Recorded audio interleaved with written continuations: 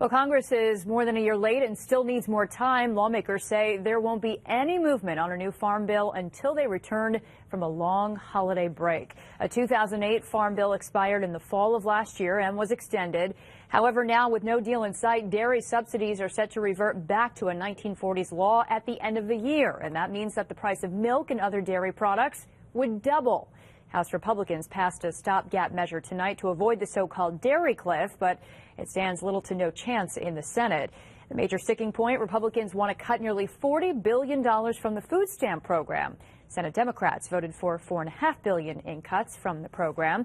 Our Craig Smith has been talking to a farmers group tonight about its frustration and about the prospect of dairy prices doubling. And Craig is live tonight with more. Good evening. Hi, Dory. Well, tonight I spoke with the spokesman for the New York Farm Bureau, Steve Ammerman. He's among the many people who are lamenting the lack of this farm bill. It's not like January 1, you're going to walk into your local Price Chopper Hannaford and see an $8 gallon of milk. Ammerman points out that might only happen if Congress does not renew the farm bill and Agriculture Secretary Tom Vilsack moves to implement what's called permanent law and revert to 1949 policies. People who buy dairy products would pay much more. Many would likely buy less. So not only would they see the demand decrease, you would see foreign dairy products, come into this country because they would be much cheaper. And you'd also see dairy exports that we send to other countries dry up because our milk would just be too expensive. The big hurdle is food stamps. The social welfare program was tied into the law long ago.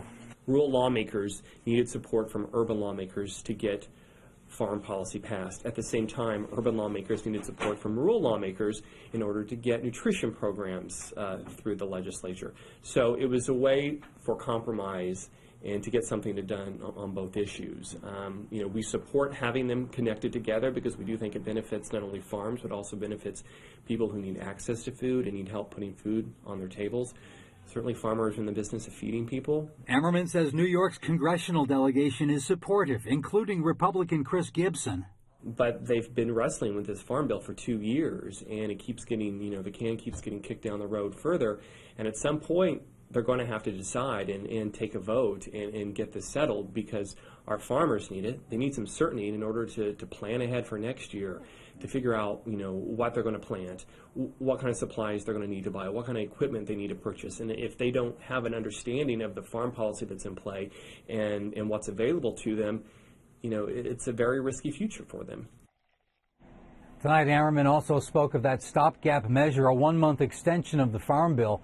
Not expected to see much support in the Senate. Craig Smith, CBS 6 News.